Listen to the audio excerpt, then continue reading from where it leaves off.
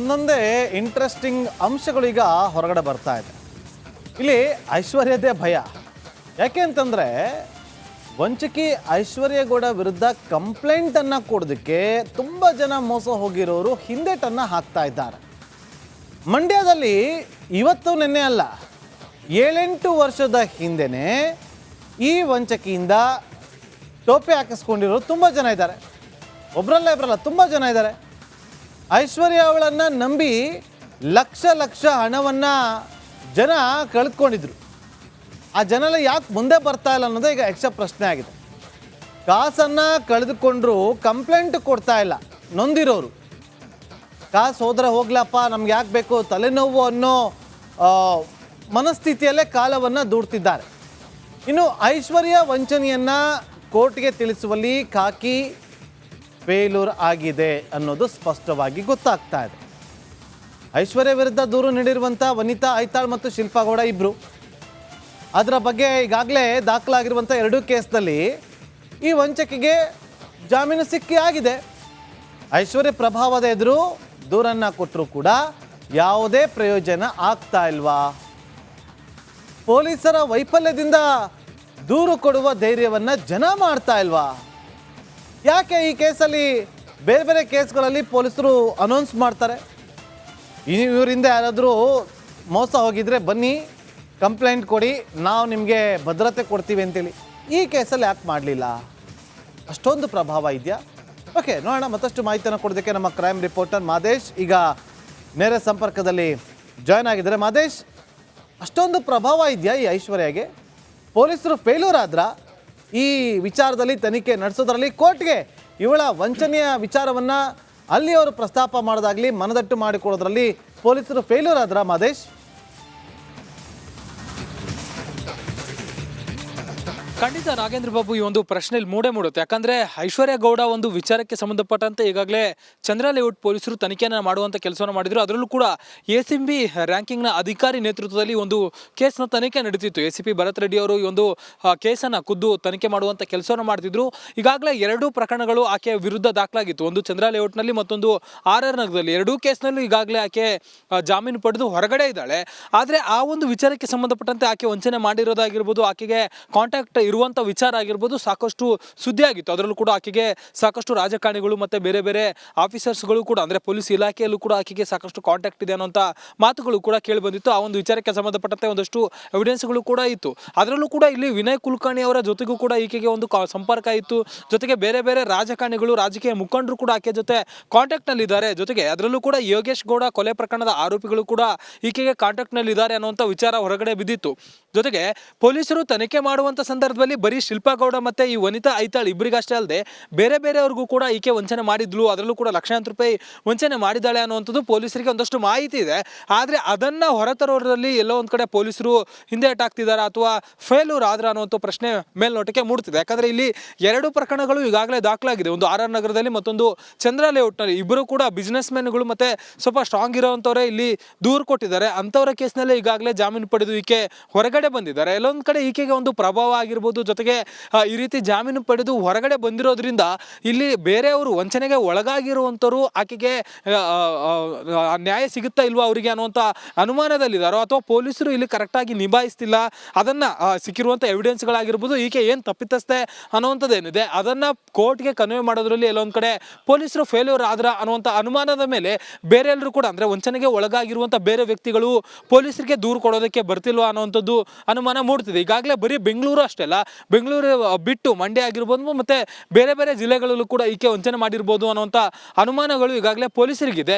ಈ ಒಂದು ವಿಚಾರಕ್ಕೆ ಸಂಬಂಧಪಟ್ಟಂತೆ ಈಕೆ ಒಂದಷ್ಟು ಕೇಸ್ಗಳನ್ನು ಗಮನಿಸಿದರೆ SIT ಆಗಿರ್ಬೋದು, ಬೇರೆ ಒಂದು ತನಿಖಾ ತಂಡದಿಂದ, ವಿಶೇಷ ತಂಡದಿಂದ ಈಕೆ ಕೇಸ್ಗಳನ್ನು ತನಿಖೆ ಮಾಡುವಷ್ಟು ಲೆವೆಲಲ್ಲಿ ಆಕೆ ವಂಚನೆ ಮಾಡಿದ್ದಾಳೆ ಅನ್ನುವಂಥದ್ದು ಒಂದಷ್ಟು ಟಾಕ್ ಇದೆ.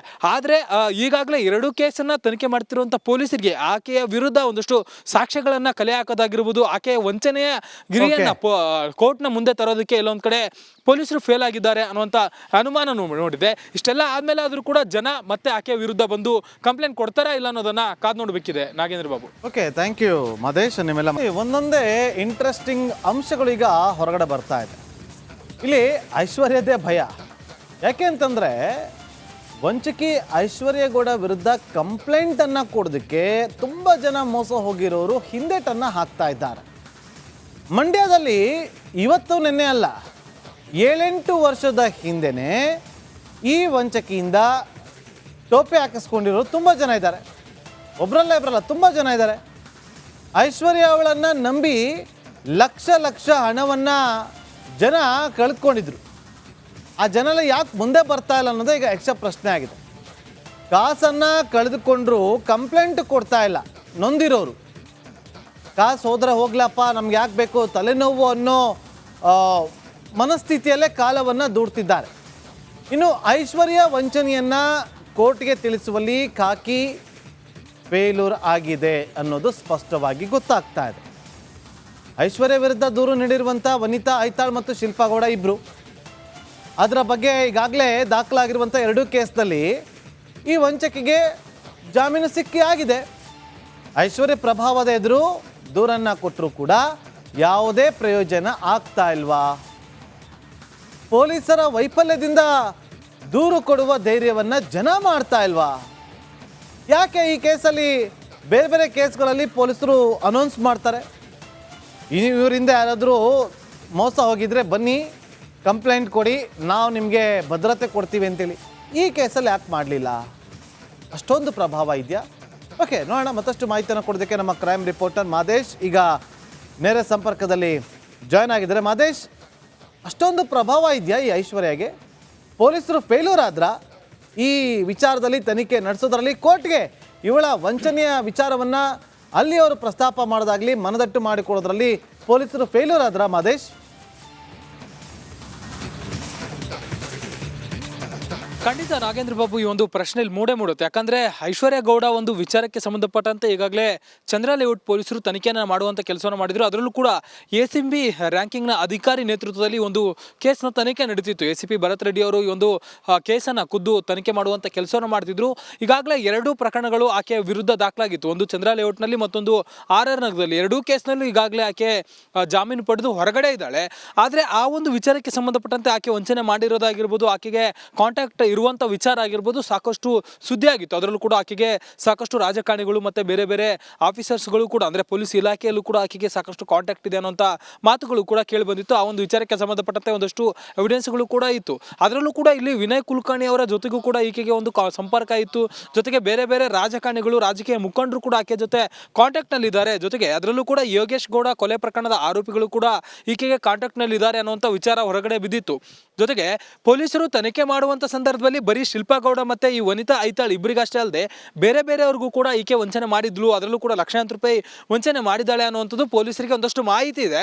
ಆದರೆ ಅದನ್ನು ಹೊರತರೋದ್ರಲ್ಲಿ ಎಲ್ಲೋ ಒಂದು ಕಡೆ ಪೊಲೀಸರು ಹಿಂದೆ ಅಟ್ಟಾಗ್ತಿದ್ದಾರೆ ಅಥವಾ ಫೇಲ್ಯೂರ್ ಆದ್ರ ಅನ್ನುವಂಥ ಪ್ರಶ್ನೆ ಮೇಲ್ನೋಟಕ್ಕೆ ಮೂಡ್ತಿದೆ. ಯಾಕಂದರೆ ಇಲ್ಲಿ 2 ಪ್ರಕರಣಗಳು ಈಗಾಗಲೇ ದಾಖಲಾಗಿದೆ. ಒಂದು RR ನಗರದಲ್ಲಿ, ಮತ್ತೊಂದು ಚಂದ್ರ ಲೇಔಟ್ನಲ್ಲಿ. ಇಬ್ಬರು ಕೂಡ ಬಿಸ್ನೆಸ್ ಮ್ಯಾನ್ಗಳು ಮತ್ತು ಸ್ವಲ್ಪ ಸ್ಟ್ರಾಂಗ್ ಇರೋವಂಥವರೇ ಇಲ್ಲಿ ದೂರು ಕೊಟ್ಟಿದ್ದಾರೆ. ಅಂಥವರ ಕೇಸ್ನಲ್ಲೇ ಈಗಾಗಲೇ ಜಾಮೀನು ಪಡೆದು ಈಕೆ ಹೊರಗಡೆ ಬಂದಿದ್ದಾರೆ. ಎಲ್ಲೊಂದು ಕಡೆ ಈಕೆಗೆ ಒಂದು ಪ್ರಭಾವ ಆಗಿರ್ಬೋದು, ಜೊತೆಗೆ ಈ ರೀತಿ ಜಾಮೀನು ಪಡೆದು ಹೊರಗಡೆ ಬಂದಿರೋದ್ರಿಂದ ಇಲ್ಲಿ ಬೇರೆಯವರು ವಂಚನೆಗೆ ಒಳಗಾಗಿರುವಂಥವ್ರು ಆಕೆಗೆ ನ್ಯಾಯ ಸಿಗುತ್ತಾ ಇಲ್ವಾ ಅವರಿಗೆ ಅನ್ನುವಂಥ ಅನುಮಾನದಲ್ಲಿದ್ದಾರೋ, ಅಥವಾ ಪೊಲೀಸರು ಇಲ್ಲಿ ಕರೆಕ್ಟಾಗಿ ನಿಭಾಯಿಸ್ತಿಲ್ಲ, ಅದನ್ನು ಸಿಕ್ಕಿರುವಂಥ ಎವಿಡೆನ್ಸ್ಗಳಾಗಿರ್ಬೋದು, ಈಕೆ ಏನು ತಪ್ಪಿತಸ್ಥೆ ಅನ್ನುವಂಥದ್ದೇನಿದೆ ಅದನ್ನು ಕೋರ್ಟ್ಗೆ ಕನ್ವೆ ಮಾಡೋದ್ರಲ್ಲಿ ಎಲ್ಲೊಂದು ಕಡೆ ಪೊಲೀಸರು ಫೇಲ್ಯೂರ್ ಆದ್ರ ಅನ್ನುವಂಥ ಅನುಮಾನದ ಮೇಲೆ ಬೇರೆ ಎಲ್ಲರೂ ಕೂಡ, ಅಂದರೆ ವಂಚನೆಗೆ ಒಳಗಾಗಿರುವಂಥ ಬೇರೆ ವ್ಯಕ್ತಿಗಳು ಪೊಲೀಸರಿಗೆ ದೂರು ಕೊಡೋದಕ್ಕೆ ಬರ್ತಿಲ್ವಾ ಅನ್ನುವಂಥದ್ದು ಅನುಮಾನ ಮೂಡ್ತಿದೆ. ಈಗಾಗಲೇ ಬರೀ ಬೆಂಗಳೂರು ಅಷ್ಟೇ ಅಲ್ಲ, ಬೆಂಗಳೂರು ಬಿಟ್ಟು ಮಂಡ್ಯ ಆಗಿರ್ಬೋದು ಮತ್ತು ಬೇರೆ ಬೇರೆ ಜಿಲ್ಲೆಗಳಲ್ಲೂ ಕೂಡ ಈಕೆ ವಂಚನೆ ಮಾಡಿರ್ಬೋದು ಅನ್ನುವಂಥ ಅನುಮಾನಗಳು ಈಗಾಗಲೇ ಪೊಲೀಸರಿಗಿದೆ. ಈ ಒಂದು ವಿಚಾರಕ್ಕೆ ಸಂಬಂಧಪಟ್ಟಂತೆ ಈಕೆ ಒಂದಷ್ಟು ಕೇಸ್ಗಳನ್ನು ಗಮನಿಸಿದರೆ SIT ಆಗಿರ್ಬೋದು, ಬೇರೆ ಒಂದು ತನಿಖಾ ತಂಡದಿಂದ, ವಿಶೇಷ ತಂಡದಿಂದ ಈಕೆ ಕೇಸ್ಗಳನ್ನು ತನಿಖೆ ಮಾಡುವಷ್ಟು ಲೆವೆಲಲ್ಲಿ ಆಕೆ ವಂಚನೆ ಮಾಡಿದ್ದಾಳೆ ಅನ್ನುವಂಥದ್ದು ಒಂದಷ್ಟು ಟಾಕ್ ಇದೆ. ಆದರೆ ಈಗಾಗಲೇ 2 ಕೇಸನ್ನು ತನಿಖೆ ಮಾಡ್ತಿರುವಂಥ ಪೊಲೀಸರಿಗೆ ಆಕೆಯ ವಿರುದ್ಧ ಒಂದಷ್ಟು ಸಾಕ್ಷ್ಯಗಳನ್ನು ಕಲೆ ಹಾಕೋದಾಗಿರ್ಬೋದು, ಆಕೆಯ ವಂಚನೆಯ ಗಿರಿಯನ್ನು ಕೋರ್ಟ್ನ ಮುಂದೆ ತರೋದಕ್ಕೆ ಎಲ್ಲೊಂದು ಕಡೆ ಪೊಲೀಸರು ಫೇಲ್ ಆಗಿದ್ದಾರೆ ಅನ್ನುವಂಥ ಅನುಮಾನ ನೋಡಿದೆ. ಇಷ್ಟೆಲ್ಲ ಆದಮೇಲೆ ಆದರೂ ಕೂಡ ಜನ ಮತ್ತೆ ಆಕೆಯ ವಿರುದ್ಧ ಬಂದು ಕಂಪ್ಲೇಂಟ್ ಕೊಡ್ತಾರಾ ಇಲ್ಲ ಅನ್ನೋದನ್ನು ಕಾದು ನೋಡಬೇಕಿದೆ Nagendra Babu. Okay, thank you Madesh. ನಿಮ್ಮೆಲ್ಲ